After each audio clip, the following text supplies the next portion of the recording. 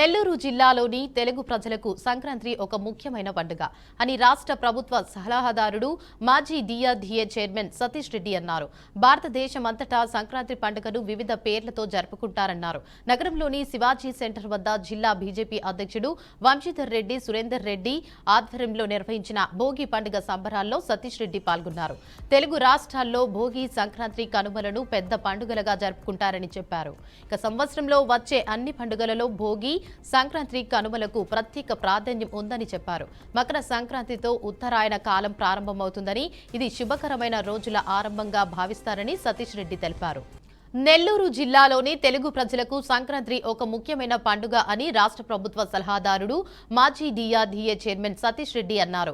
భారతదేశమంతటా సంక్రాంతి పండుగను వివిధ పేర్లతో జరుపుకుంటారన్నారు.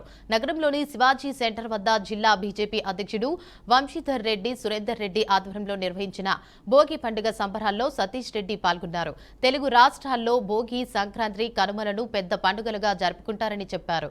సంవత్సరంలో వచ్చే అన్ని పండుగలలో భోగి, సంక్రాంతి, కనుమలకు ప్రత్యేక ప్రాధాన్యం ఉందని చెప్పారు. మకర సంక్రాంతితో ఉత్తరాయణ కాలం ప్రారంభమవుతుందని, ఇది శుభకరమైన రోజులుగా ఆరంభంగా భావిస్తారని సతీష్ రెడ్డి తెలిపారు.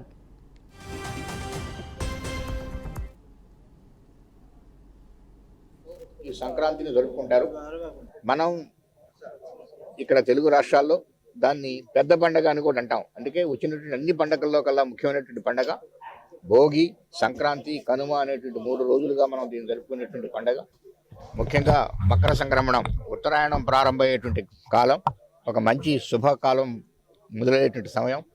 అలానే పాడి పంటలు అన్నీ కూడా సమృద్ధిగా ఉండి పంటలు పండి అవన్నీ ధాన్య వర్గాలకు చేరేటువంటి సందర్భం.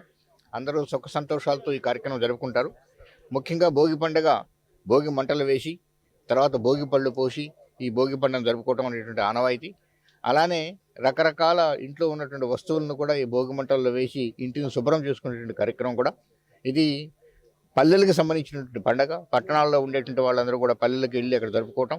అయితే ఈరోజు శివాజీ సెంటర్లో ఇక్కడ ఉన్నటువంటి యువతంతా కలిసి ఒక సామూహికంగా మన ఆచారాన్ని ఇక్కడ పెద్దగా భోగి మంటలు వేసి అందరూ యువతంతా కలిసిమెలిసి జరుపుకోవటం అనేటువంటిది ఒక మంచి విషయం. వారందరికీ కూడా నా అభినందనలు.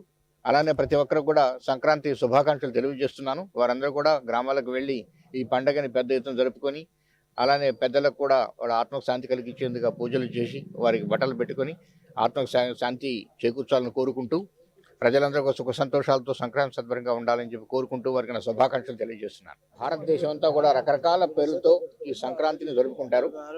మనం ఇక్కడ తెలుగు రాష్ట్రాల్లో దాన్ని పెద్ద పండగ అని కూడా అంటాం. అందుకే వచ్చినటువంటి అన్ని పండగల్లో కల్లా ముఖ్యమైనటువంటి పండగ భోగి, సంక్రాంతి, కనుమ అనేటువంటి 3 రోజులుగా మనం దీన్ని జరుపుకునేటువంటి పండుగ.